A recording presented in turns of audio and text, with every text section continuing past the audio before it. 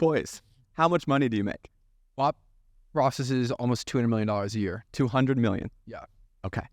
That's wild. What is processing in general? Like, Every time someone pays, that counts. So each month, that a bit above $15 million a month is how much is spent on Whop. so people like if they're joining a Discord community, Yep. $50 a month, you're doing the payment processing and Yep. you get like a flat fee of that. Exactly. And that's how Whop makes money, essentially. Exactly.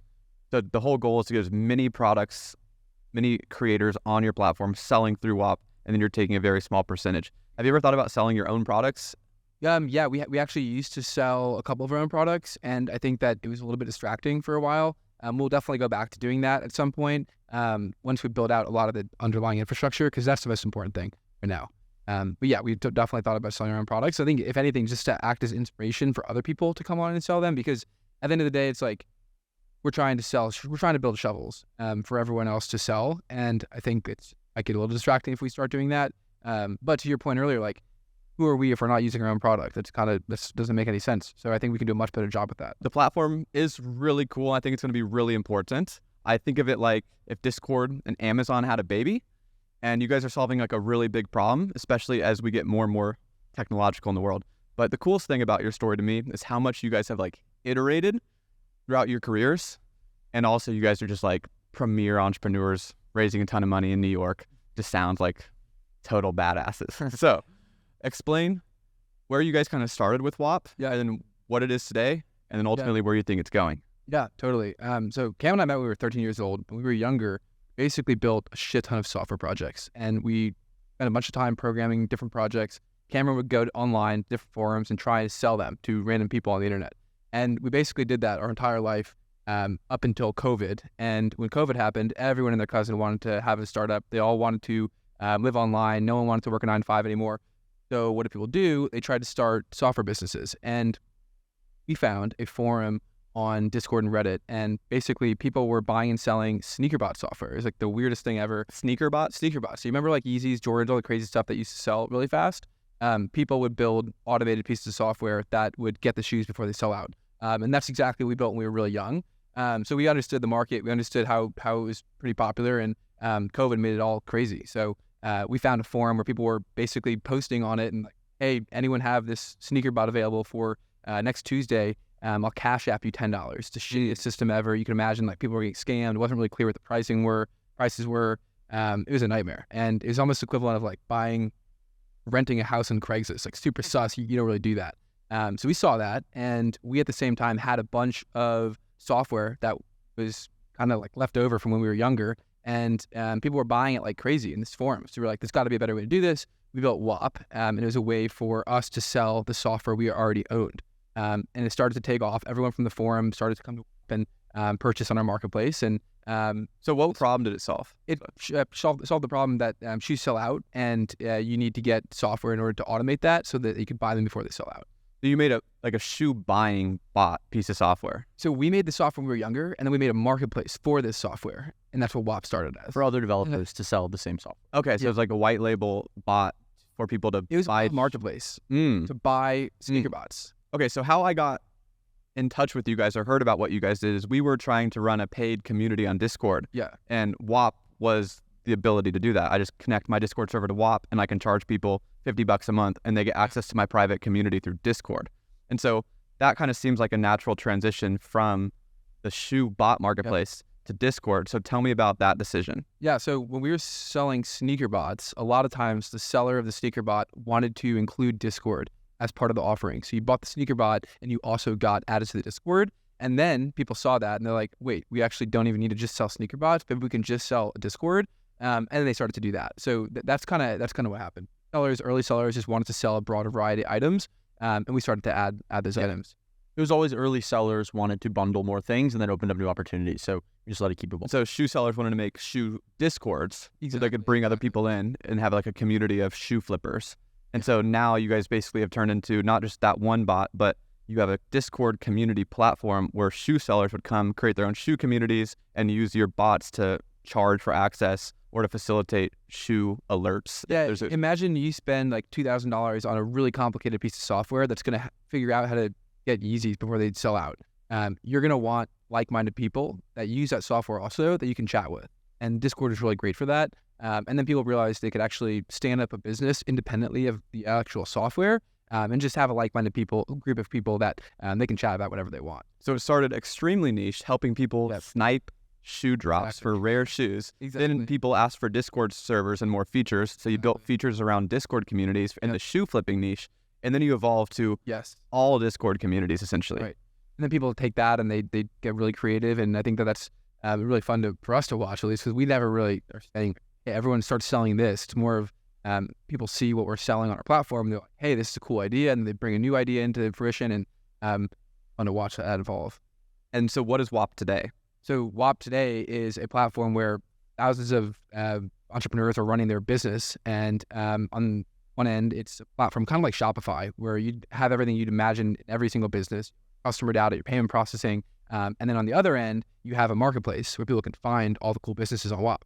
So when you say marketplace, you mean like if you have a paid Discord server, I can list my Discord server on Whop, and that's now a marketplace that if people are scrolling through Whop and they're looking to join a community, they could basically find my community. Exactly. You have reviews, so customers can understand what the hell is happening in each of the products that they might purchase. Pictures, reviews, description, pricing, all that stuff. Yeah. Essentially the place that we would have gone to when we were 15, just getting started on the internet, wanting to make money, seeing a ton of products that we could buy safely. That's so cool. Like Discord communities are by far, I think, some of the most valuable ways to learn, the most effective ways to learn, especially this day and age. And it's like a way better Facebook group. Yeah. And so I think that you guys are spot on in building, like I don't know anybody else building anything similar to this, but your evolution is probably what excites me the most. This is where Discord meets Amazon. Yeah. Because you guys are essentially creating like the all-in-one suite for the creator economy, for the everyday creator like me, who wants to have a course, community, email automations, text message marketing, everything all in one, custom built around my brand. But also you're adding the layer of trust that Amazon has with their reviews, because everyone I have on this podcast, I always try to tell them to sell a course because they're really smart and they should, but they're all scared to sell courses because courses have this reputation. But if you guys nail what you're trying to do, that would fix it, because you now have like this Amazon reputation score of a course, and you can see reviews of like, is this course legit, where every person's just faking their reviews. So kind of talk about that vision, how you see it playing out. Yeah, I mean, I think there's a lot of shit out there. Like everyone wants to be an entrepreneur now. There's status like people would rather be entrepreneurs now than people want to be TikTok dancers as opposed to astronauts. Everyone wants to be a YouTuber. It's crazy. I think that when you have everyone become a YouTuber and everyone is building some type of internet product, you have to have a layer of trust, and you have to make sure that you're educating consumers in a way that make sure that they're not going to get scammed. Because at the end of the day, we can focus all day on the creators, but the consumers are the ones that are buying the product. And we can figure out a way to make sure that they trust what they're buying. At the end of the day, we'll make creators a lot more money. Yeah, I think ultimately I always would just like, oh, it's another course platform. Yeah. But what's the difference? I think you have a lot of the platforms like the Substacks of the world, the course platforms of the world. They're all very one-off, and we're trying to create the ultimate package for a creator, like you said, an entrepreneur to come in, start one business, scale it, manage it all. Yeah, and the reality is courses are not really letting creators max out their potential. Like if you're just going to sell a course, that's great, but is that going to be a super long-term business that you're really proud of? Maybe not. Like maybe there's some elements of it that are, but I think you can do a little bit more.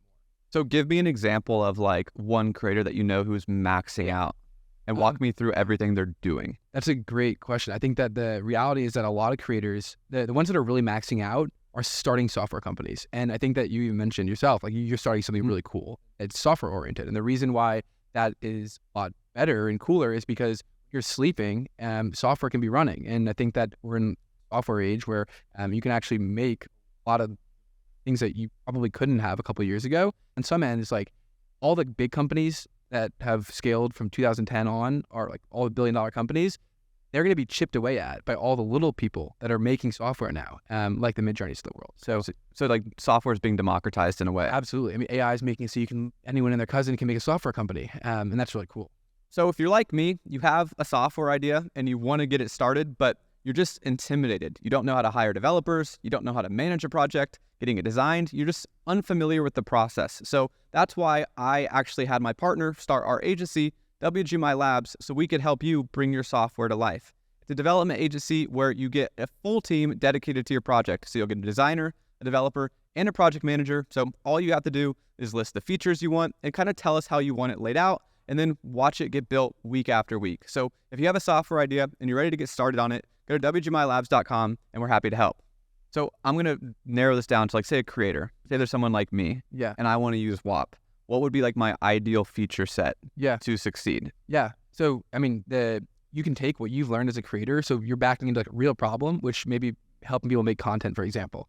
If you can use Whop to spin up some type of SaaS that can help people make content and provide everyone that's doing that with some type of chat and community aspect, you're going to get a really cool product that's actually very useful for people. And they're going to pay a lot of money and you're going to make a lot of money. So you guys help make software? Yeah. How? Totally. So you can plug into Whop and then like one line of code, basically bring your software to the consumer.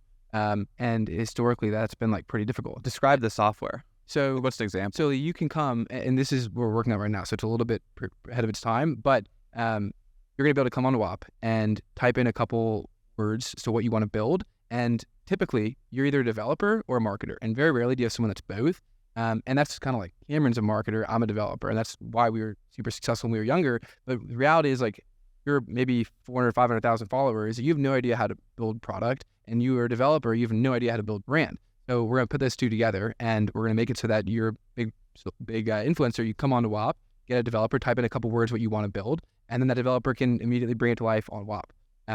So you'll hire a developer essentially? Yeah, you can basically hire a developer. How are you managing that? Like, say 100 creators on board immediately. How are you going to have 100 developers? So we're going to start with the best, like the really solid ideas that are thought through for creators. So it'll be 100% approval rate. Yeah, definitely. Okay. Yeah, but I guess like just to draw parallels to what's happening right now, this is already happening, except it's a lot of times off platform. And I'm sure if anyone wants to build a software, they're gonna have to go on to some SaaS platform and hope that developer understands their language and have to figure out how to explain scope and explain deadlines and explain milestones and sprints to developers, which is a huge pain in the ass. And like no one's gonna do that.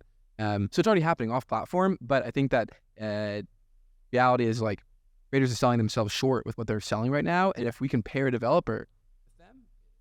So you're trying to help every creator have their own software, essentially? Yeah, we want everyone to have a software business. Okay, so how I'm thinking about this is basically how Mr. Beast has the chocolate bars. He built the audience as his marketing machine, and so he needs a product backing him. Mm-hmm. Yep. But the typical online personal brand, especially you guys are pretty popular in the make money online trend, that's going to be you make videos, then you have a course, then you have a community. Yeah. And now you guys already have those built. You already have the course platform built. You already have the community platform built. And now you're going to help them build software. Yeah, because that's all like V1 internet economy stuff. Like that's not even close to what the potential is if we let them build software. Yeah. In the Mr. Beast example, Mr. Beast has mastered growing on YouTube. So instead of him pushing, he has Feastables and these physical products, but he should have a thumbnail A/B testing tool. Like he should have tools that YouTubers will pay for to help grow just because he's been behind the lens, similar to what they've done with physical products. Why do you think he hasn't done that?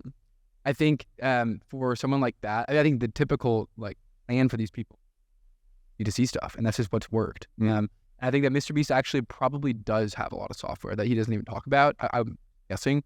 I would say a lot more people would have software if they knew how to build it and knew how to distribute it. You guys are way too smart.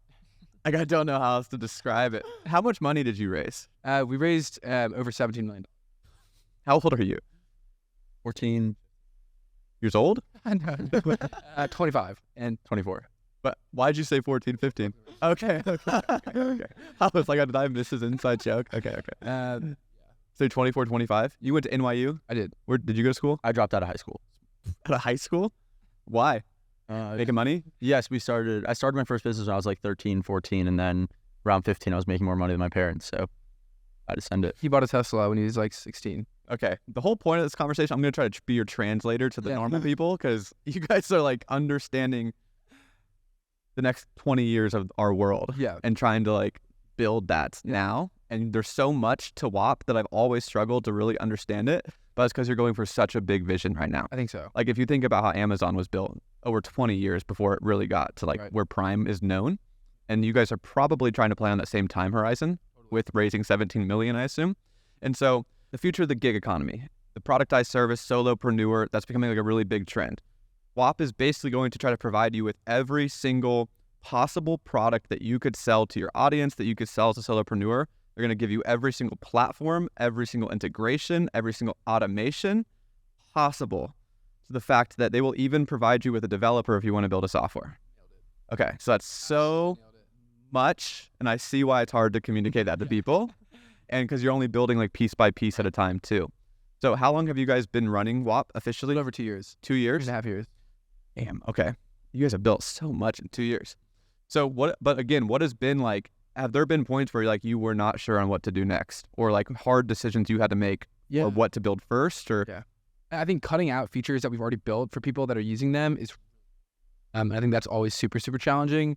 You're cutting out features? Well, so I think it's like when a big group of people comes on our platform, and then maybe a trend is super hot, and then it's a popular product that's sold, and some people are lingering on, but the vast majority of people stop using it. And the problem is it really makes internal thinking about things very difficult, because even like complexities around our UI and like figuring out where buttons go, it makes it really convoluted and complicated. So we have to cut things out, and that pisses a lot of people off. I really wish we didn't have to do that, but that's a big challenge, and I think there's been a lot of times where that's happened.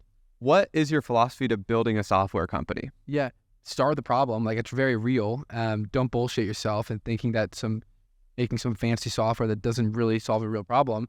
And then iterate and build that and get customers in the door and get their feedback, and don't stop building until you have something that they really like. And then you have a software company. And I think that most people, they stop it. Yeah, I think with us, we just moved so fast in the beginning, where it was like something shitty out there is better than making something perfect internally. So I think it's also just getting in front of as many people as you can, as quickly as you can, and iterating on the feedback that they give you. Like, how do you grow Whop? Yeah. What's your philosophy for growth? I mean, yeah, it's always been find these lighthouse figures. So find new people that are kind of like selling in new categories that we want to expand to, really get close to them, build around them, figure out the problems, build them the perfect product, similar to what we were talking about with you. Your software help you build the perfect software, build around you, and then that's a new use case that we can and then grow. They inspire, and they introduce people that are didn't know that was even possible. So like before Whop, you didn't think that trading could become like proper business in some cases. I don't think you thought that building a sneaker bot was like a real business that people are making millions of dollars a year.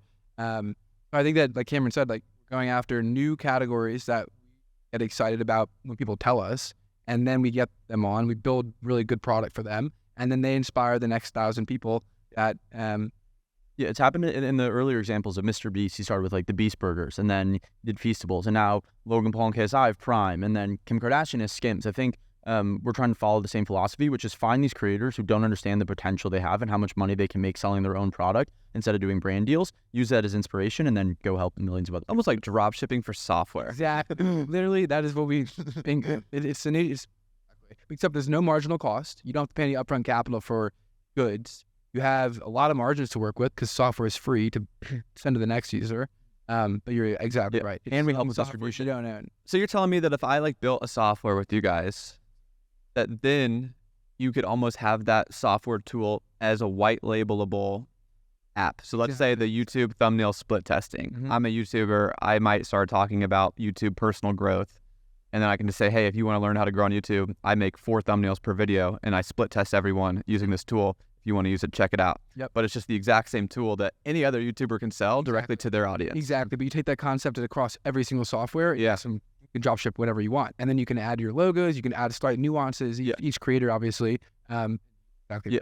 Someone doing comedy versus someone doing politics might need a slightly altered thumbnail testing tool. So it also enables the world going more and more niche, which is great because the end consumer purchasing the product has the perfect product for themselves. Or even like a thumbnail maker, because different styles of thumbnails make sense for different type of YouTubers. Exactly. So mine wouldn't make sense for a new essentially fork it. Right. You just clone it. Your props, if you're making content for whatever your niche is, it's going to be drastically different than making content for 70-year-old people that are trying to knit. Like, it's super different. So the idea is to do this for like 100 to 200 creators and build software tools, and then basically create software templates, essentially. Exactly. Or then anyone who's but that's how I think about it. Yeah, templates. Yeah.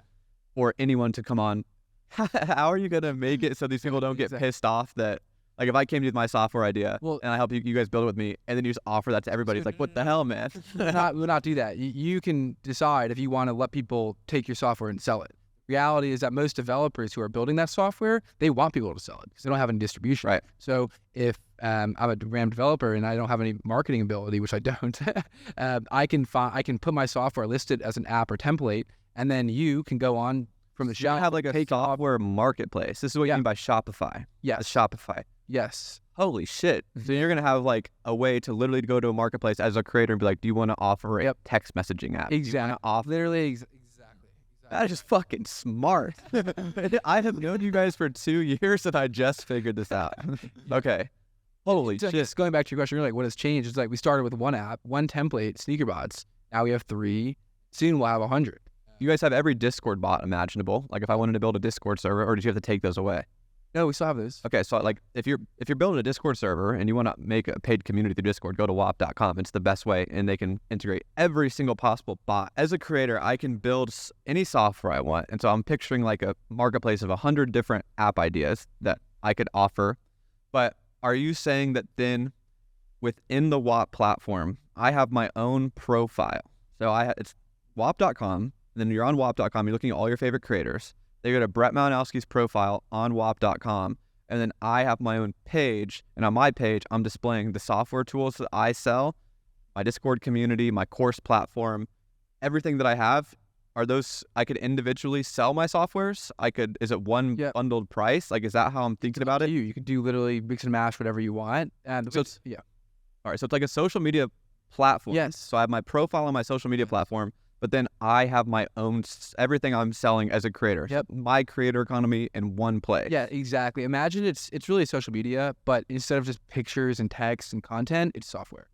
Similar to what Twitter's trying to do, but Twitter's very limited. X, I guess, limited to videos and text. There's nothing more, but it's you have Like an infinitely adaptable UI that you click into your Twitter profile, and it's just an app.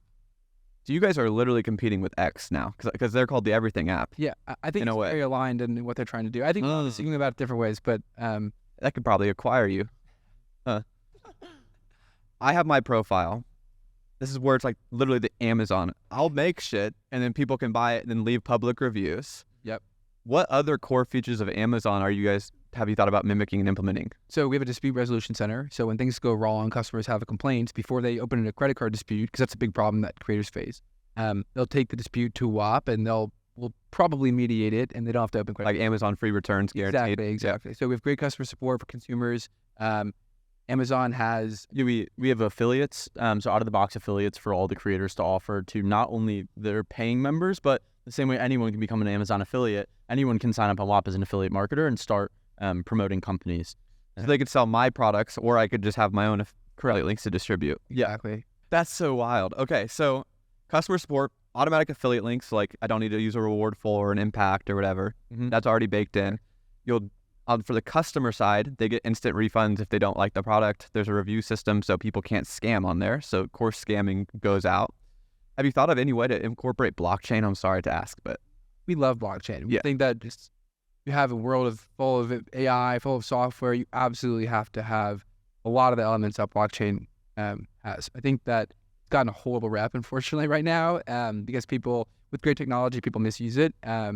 We have thought about blockchain a lot. I think long term, immense angle from a trust and safety angle, it's going to be super important. then how does AI loop into the software or the platform?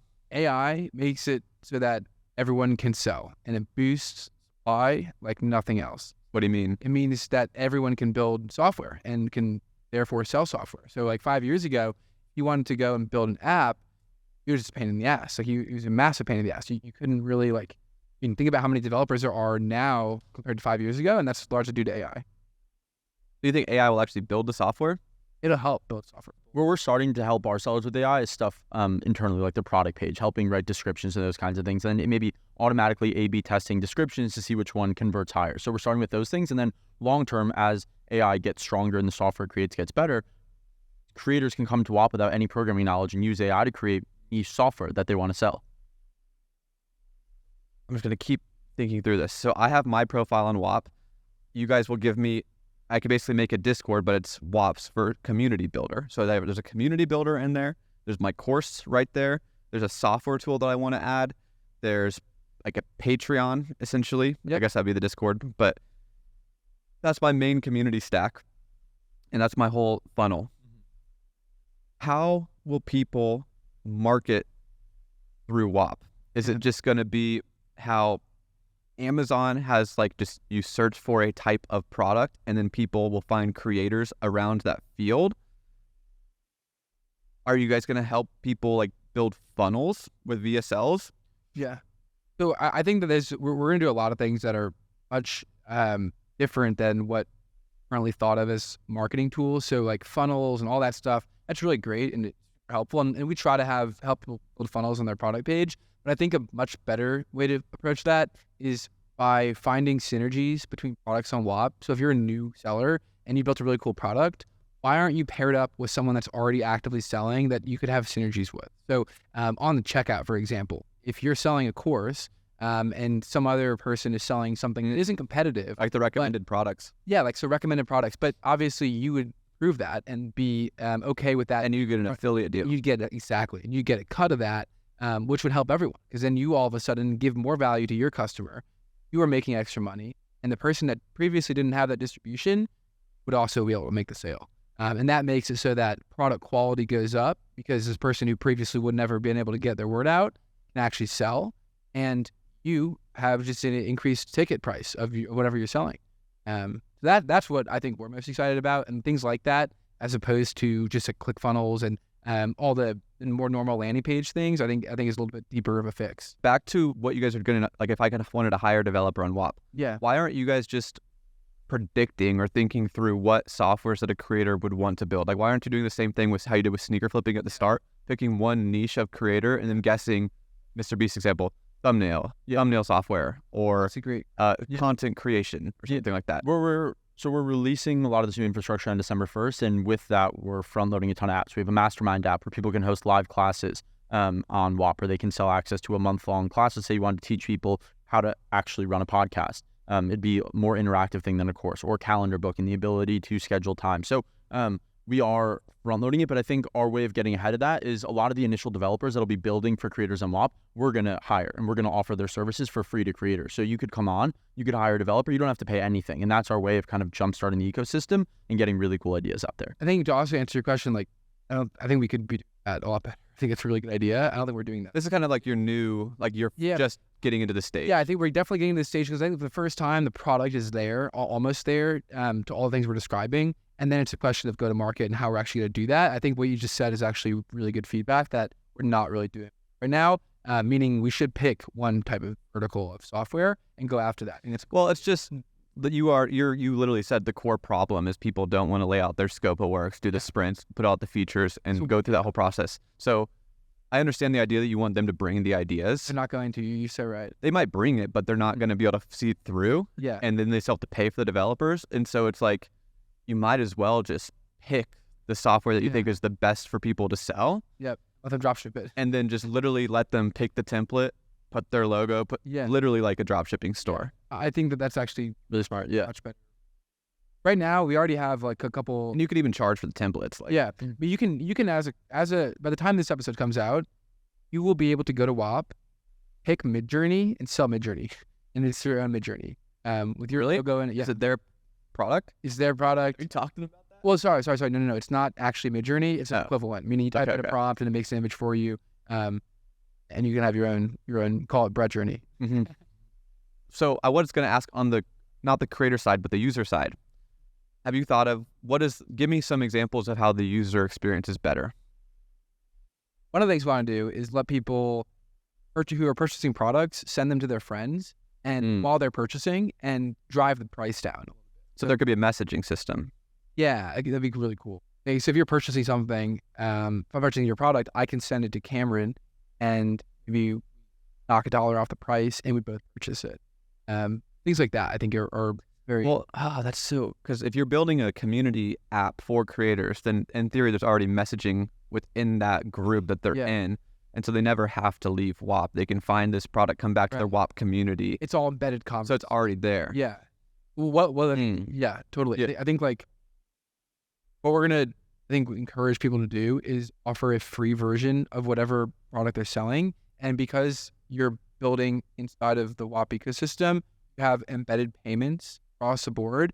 All the users already have their credit cards on file. So within the app, you basically let them pay for additional things. So for example, if you're chatting and you're like, hey, this looks kind of cool, you can just press buy right there and not have to go anywhere. So imagine if like, and I know Twitter and even Instagram is trying to do this a little bit, but if you could just like go to the comment section and someone's like, Hey, you want to challenge me in a game real fast, and winner gets $10. Like you can do things like that. And Oh, do you have a point system, like rewards? that's like the coolest idea. Ranking. So we're trying to do that. That's actually one element that we are trying to build right now, so that all the experiences and all the creators have some universal reference to something that like isn't it siloed, where you have a new point system, and every single time you go to a new app, it's all the universally the same.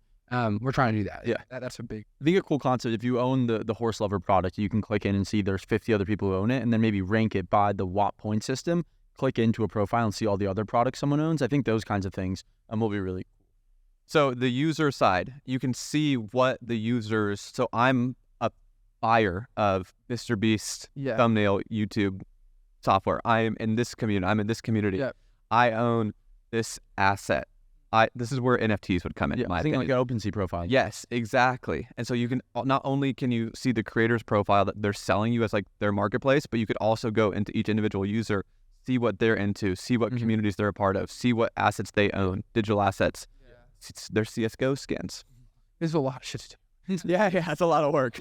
But you guys, that's the 10-year time horizon, obviously. Yeah. It's like the vision that you pitched for like the last year and a half to your employees. I think in some cases, I don't think many people would say so, but I think it's like world changes and makes it more evident, and that helps us a lot. But I would not say so. I think it depends who you ask, I guess. I think some people would say we're all over the place, we're super unfocused. Other people would say we seem unfocused, but maybe actually kind of are pretty clear with what we want to do long term. It's just so far out that. Yeah, I would say your long-term vision is super clear, and you guys are building towards that, but you might be like jumping ship. Like if you want to get like just the bookstore down, and then you want like if you were solely do one vertical at a time, that's where people may be saying you're a little off course, but at the same time, you need to build 10,000 features, and it doesn't matter where you're building them, it'll get you there eventually, I would guess. But ultimately, if I wanted to join Whop today, what outcome would I receive? Like what is available right now? If someone's listening to this as a creator. Yeah. A lot of creators watch this podcast. So like if I was a creator today and I wanted to make more money, what would be like the best set of features that you have right now to get an outcome for myself? I think if you want to start making $1,000 a month as a creator, go to Whop, look at the templates that we already have, and just pick which one you think you're best at.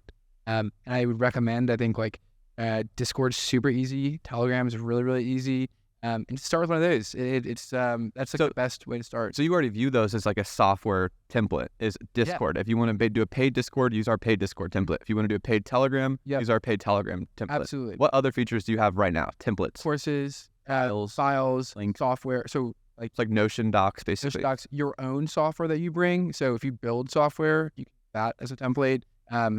About trading view indicators. What are the biggest people on Whop doing right now? Like the most successful ones? Niche, what type of courses? Trading is our biggest category. Like stocks, trading stocks and crypto? Trading stocks, crypto. Sports betting has been big, reselling, e-commerce. Yeah, kind of the stuff we grew up doing. But paid communities. Paid communities. Essentially. But that's pretty much Discord right now? It's a lot of Discord. So have you guys I think similar to what, sorry to cut you off. No, you're similar to what you said earlier about how you might have a community, you might have a course, you might have a calendar booking. You also missed in the Patreon, number 5 is bundling all them together, which is kind of maybe 50% off buying all of them together. And that's where you generate the most revenue as a creator and give your audience the most your whole ecosystem in one. So it's not just your paid community, but your paid community, your course, time, and Brett, those kinds of things, and your software all in one. It's like the annual plan, but month, all of it, everything, and everything. Is there one like big catalyst that you think will like, that you like think of? Yeah, I think we said it the other day, but I think it's like when a big organization, to take like, imagine the NBA. Okay. They are selling a piece of software that someone built. Okay. I would say that would be like the moment where it's like, all right, this. So when you're looking for like a really big partner to use to drop ship on Whop, their software. Imagine like when Kylie Lipkit started on Shopify. That was like Shopify's moment where it's like, all right, we are able to support billion-dollar enterprises. And while we think that there's going to be a lot less of those and more for, let's say, like all the people that are making $1 million a year, when one person is running $1 billion business on Whop, very, very. software dropshipping, do you think that like what would a big company possibly use, do you think? Like Yeah. what would the NBA use? Like ticketing? So I think it'd be some element of, not to sound cliche, but like, I don't want to say it, some type of fan experience that people are actually find enough value to pay for. And let's say you're going to a Suns game. What do you actually want to get for paying a little bit more to the Like the first class Maybe you get an airline. Yeah, maybe you get exactly like, what does that actually look like, and then how do they give that experience and express that experience through software? So maybe it's like, if you're paying and you're in this, That's the theory of what NFTs were supposed to be, like the created community hyper fans. Yeah, exactly. But I think it's like, community is such a big word now, and I think that what people really want at the end of the day is like, they want the status, like you're talking about, and they also want it might just be status, but really what that boils down to is like, they want to have sex. They want to have sex. They want to make money, and like they want to do whatever they can to get that, and whatever the software is going to let them do inside the Suns game, what they're going to pay for. So when the Suns decides to use some random developer's software that shows a seat map of all the cool people and all like maybe all single people in the in the lower section, and you can go down, and maybe a couple people, they have a raffle in the app that you go down to the locker room after the game, and that would be really cool. And like, I think people would pay for that. So that'd be like what it would look like. You open the app, you see a seat chart, you can look at everyone's profile, you can have you go down to the locker room and you get extra access afterwards. The High Rollers Club. Yeah, the High Rollers Club. Huh. But you can't obviously do that on Discord. You can't do that on It's like Snapchat's location sharing aspect. That's it's a localized niche version of all these major social networks. Yeah. It is. And I think the beauty of that idea is the Suns they're not really going to spearhead that. They're not going to make that happen. But you could have a developer who's super smart, who's a massive Suns fan, who's going to go make this template. Like they're a fan. They know what the fans would actually pay for, so they'll make it. They'll somehow convince the Suns to use it. It'll happen just how Kylie Jenner got on Shopify, and then every other 31 NBA team drop ship it. Mm. So then you have the Bulls. the Bulls. You have the Bulls Giraffes. drop ship the same exact experience and put the Bulls logo in, and now all of a sudden they're using that same software. No developers needed, and works out really well for everyone. It's kind of like Bubble in a way of that aspect, but No code. But Bubble is still, you have to do so much yourself. I think that's I was literally explaining that to someone the other day. Is they're like, Bubble's no code, and I think that the reality is you're moving code to another activity, which is just a different way to code. And Exactly. it's visual coding essentially.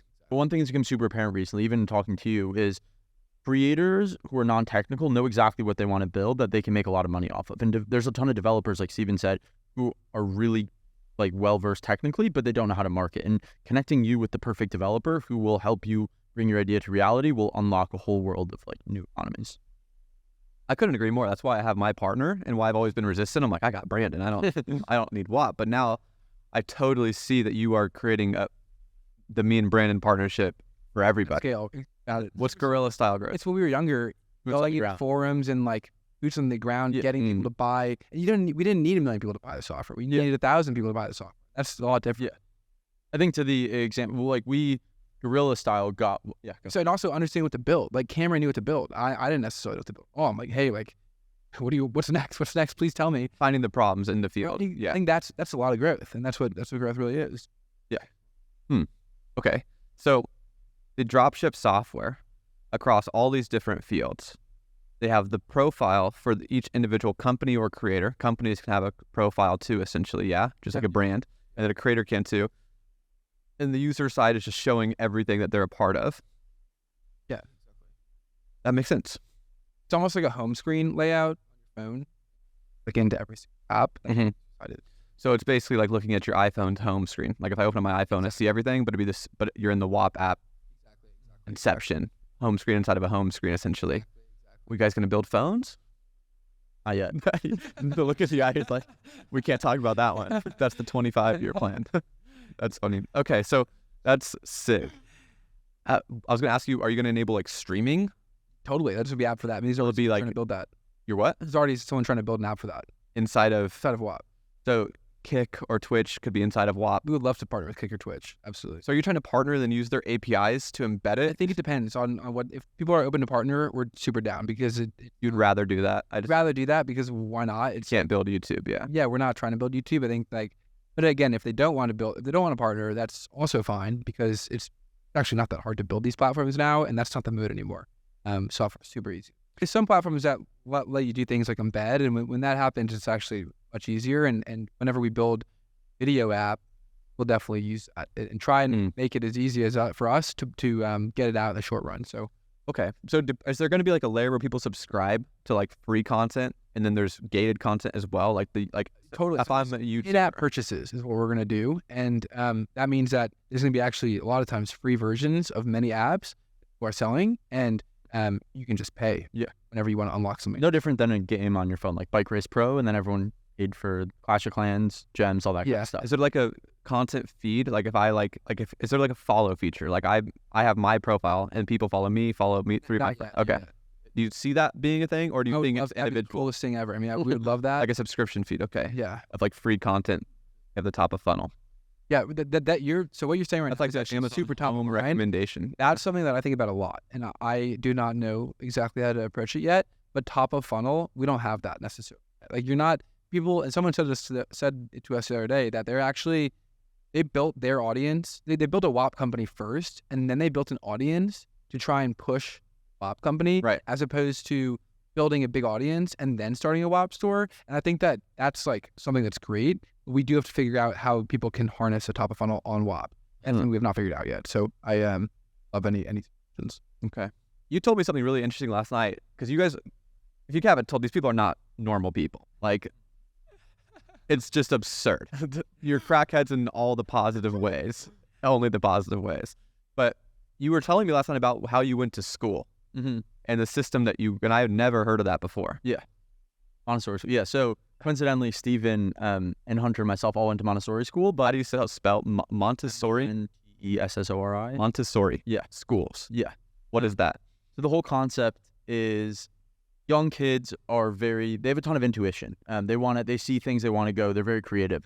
The public school system kind of boxes kids in a desk. It's, you will read this, you will learn this. So what Montessori school was for me, at least, was a little kid is thrown in a big classroom where there's a science corner, there's a math corner, there's a reading corner, there's a whole, music, there's a whole outdoor area with acres of land, and there's no rules. There's just a ton of content almost, and let the kid learn what the kid wants to learn about. So I went to that school until about 6th grade, and hour of mandatory recess every single day where you have to go outside, you have to play in nature. You literally could learn about whatever you want. So whatever you're interested in, little kid, there was a science corner where you could blow up volcanoes, like these mock volcanoes. And then with math, it was no memorization. It was all using with your hands, moving beads on multiplication board. So it was very practical, hands-on learning versus sit down, you will learn this. And there's always these schools around. I have never heard of that term before. That's so interesting. Yeah. Is it expensive? Is it like a really expensive private school system, or is that why? It's like You have to crazy. you have to apply? Like, do you have to be smart? Like, do they test you? Definitely not. Some of the kids that went there, You have both sides of this. Okay. It's an I mean, the one I went to was like somewhat of a private school. It wasn't I like, think they're all like mini private. Like, yeah, though nothing crazy, but definitely. Okay. we're definitely lucky to be able to go to them. Right. Like, it wasn't like a traditional public school. Lucky in the sense that you're just glad your parents did? Yeah, or forced us. yeah. The one I went to was like 30-minute drive both ways, so an hour. So you had to. And I was begging my parents to take me because I didn't really have any friends. Like, it was so far away, I couldn't drive. Did you know that? Yes. Did you? Well, so my parents pulled us out Same. in 3rd grade. I did the same exact thing. My parents, that's so funny. My parents pulled us, me and my brother, out. We were like in 3rd grade to go to the public school because that's where all the normal kids would go. And we go for a day, and we just come back bawling and crying, and they send us back to Montessori. It's horrible. Yeah. Like, I was so mad, especially in high school. Like, it was just unbelievable. Like, why am I here? Like, it's literally just daycare. I'm pretty sure it's just daycare. Yeah. Free daycare for parents so they can go work. Yeah, I think And that's why the school is all funded. So exactly. Yeah. that's where they actually like care about you at Montessori school. My turning point was because everything we did was hands-on. There was you weren't like memorizing formulas. So when I went to public school, you had to show your work for math, and I was getting all the right answers because I'd memorized it, but I didn't know how to show my work, and they kept pulling me aside for cheating. Just like this. You never thought about working a 9 to 5? You definitely didn't 'cause you dropped out at I mean, it 14, definitely 15, that's right? what everyone around me was doing, so it was hard not to. But and I did a couple internships where it was like Yeah. 9 to 5y. I worked my first job when I was like 12, handing out flyers. So a family friend owned like a window shop. So I went door to door handing out like thousands of flyers for $7 an hour. And I'd handle, What did you do?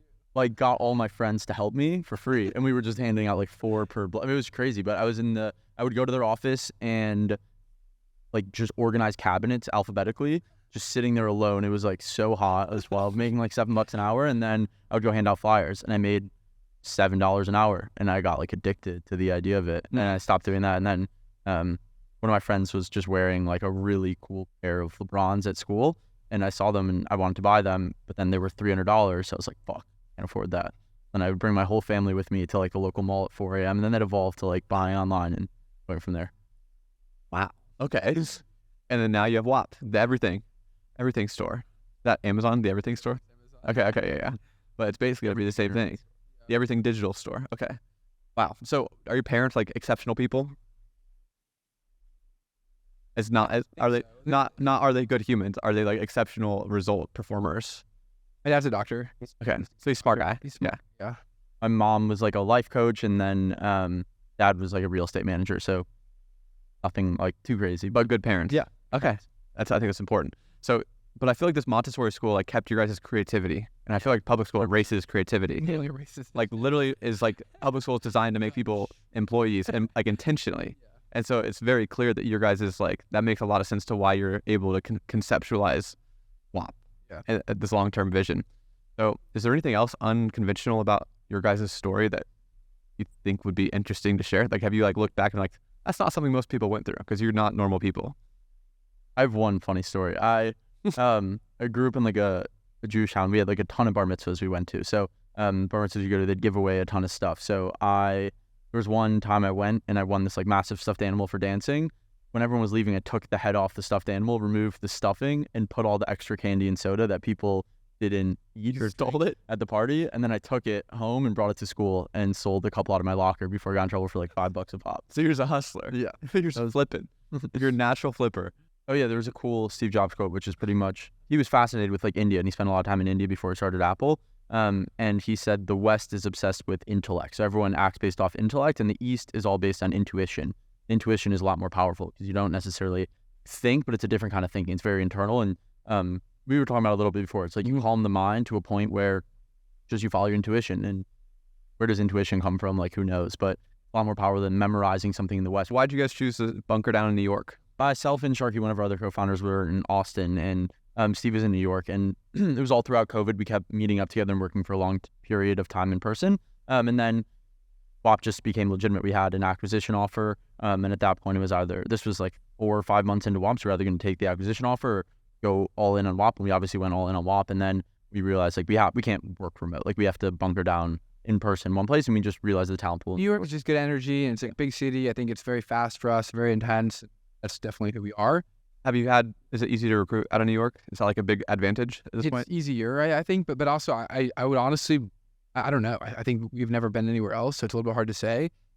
People in New York are very like, it's weird because everyone's so full of shit in New York, honestly. I And think it's just everybody everywhere, you know? maybe that's it, and maybe you just don't know. But New York is, I guess like the talent bar is technically maybe a higher because there's just more people to choose from. There's a lot of cool companies there, so I think it's cool. And we're also in Brooklyn, so it's not like we're in the heart of it, super distracting. But I think it's good. I think it's nice to be in New York. Where do you think your obsession with work comes from? Because I'm like a big advocate of like having fun and like Yeah. building a business that's like good for the world, but also enjoying your life, going out, having a social life, friends, doing cool things, going on vacations together while doing it. But you guys seem like you have like a larger mission at play. So where did that come from, or why do you think that is, or how do you think about it yourselves at least? Yeah. Because if people be like, you have to work 16 hours a day, I feel like you guys aren't complaining about, you just like are doing it because you like doing it. I think it's fun to see things to fruition and like see whatever you did actually have use. It's just, I think that's just like the human way to some extent, is you want to feel valued and you want to feel like whatever you're doing has impact. And for me, when I was younger, I built random things and I loved to just build stuff. It was just fun. I built model airplanes and flew them around, built a bunch of Lego stuff. And every time I did that, I tried to find a practical use and tried to help someone, maybe automate something, and that was just really fun for me. So with Whop, I think it's like every day we solve new problems, and every time I solve a problem, I just get a ton of dopamine, and I think it's just very rewarding. Yeah, I think one thing after like having worked with Steve for so long, like in the best way possible, is just like an adrenaline junkie. It's like whether it's traveling, having to do the craziest stuff. There's no like Sunday watching a game on a couch kind of thing. It's just the constant drive. And I think where it comes from is just like a lot of our upbringing, being taught that we have ideas, we can follow them, we can really go after them. I think for me, like I've just had since a young age, I've just been like passionate wanting to do stuff. I've had stuff in life happen. Like my mom passed away when I was 18, and like that stuff just like drives me. Like it's all or nothing. And I think I'd rather go out trying to something massive, like this 25-year vision of trying to build something really cool, than we went through the phase of like making some money online, and it was awesome. But I think there's more there. Like we want to change the world. We want to do some cool stuff. So at least like go out trying kind of. Why do we want to do that? I think because I think it's like cliche, but there's not that many people that want to change the world. Like I remember like since a young age, I just want to walk down the street with like a ton of cash and give it to homeless people. And like that scales. Like I also want to start a ton of Montessori schools. And the one I went to was like in the mini private school. So I think there's so many people who don't actually want to change the world, that to change the world is still really difficult, but there's not a ton of people going for it. And like, just go, like you have a chance, like I don't know why or how we got in this position, but like we have a chance of doing something cool. So we could either go all in or could live like mediocre lives, die. Yeah, I want to do so many different things. I think that I want to do things that are not possible to do without a lot of people and resources. And I think that in some ways what I'm doing right now contributes to that. And I want to like spend a lot of new technologies. I want to do things with aging. I want to do things and become invisible. Like I fly. I want to do so many different things. Time travel. Yeah. Make a phone. Yeah, exactly. I mean, seriously, like I think there's just so many different things I want to do and explore. So this is a means to get there. I want to help you with your Montessori school, because WGMI, that's like what I'm all about. I feel jaded by my school system and the upbringing and how horrible the business education was and how much it was, how expensive it was, and the narrative around. So I would love to help you on that mission whenever you're like a giga-trillionaire from Whop's exit in 20 years. But ultimately, I love this about you guys. I had no idea about this. This is like a really enlightening conversation for me. Is there anything else that you guys like what's your day-to-day like habit system? I've been trying to be on an earlier regimen, so it's like wake up every day around 6. Why are you trying? I used to be on the night grind, so I used to wake up at 10 a.m. But why are you feeling the importance of waking up early? Yeah. I think for a while, it's just the deep work in the morning, to be honest. Like 3 to 4 hours alone in the morning is insane. It's like a whole nother day. I think as going back to the question of like what it's like to run our company and stuff like that, the days can get cloudy. Like you have a lot of conversations, there's a lot of meetings, a lot of people running around. 3 to 4 hours of deep focus work, I feel like I can only get in the mornings or on an airplane these days. Like that's really, because if you wake up at noon, then you're getting bombarded. Yeah. I used to like start the day at 10 and then go to bed at like 1 or 2. Mm-hmm. Now it's like 9, 10 p.m. It's mainly because the main people in your office are up at like 9 or 10 working, and they're gonna have questions for you as a leader, and so you want to wake up at 6 so you can do your creative work for yourself. Yeah, essentially. I'll get ahead. That makes sense. Yeah, I'll keep going. I eat the same exact thing for lunch every single day. I try to just have one meal a day. What do you eat? It's this restaurant called Spring Bun. It's a chicken, bean, guac, rice bowl, 3 sides of Brussels sprouts, and 1 side of chicken. But I just like stack it into one meal. How I don't know. Okay, no idea. But you just eat one big meal. Yeah, I have one big meal. Eating is like the downfall of productivity. I found out. That's why I just do it. Yeah. So you try to push it off until like the afternoon. Okay, that's interesting. And what's it called? Spring Bone. All right, New York. It's really. Let's see if they have an affiliate link. Yeah.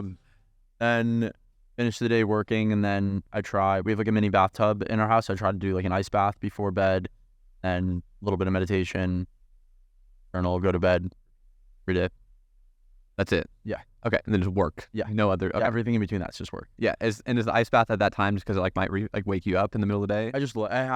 I started it when I do it at night, so I do it right before bed. But really? Yeah. Why? I don't know why, but because I started. I love working out. I had hip surgery a little bit ago, and I wasn't able to work out, so that was like the next best thing, just to like, I don't know. Is there anything else that you guys think is like important right now, even like the societally, since you're trying to make a change in the world? What are you seeing?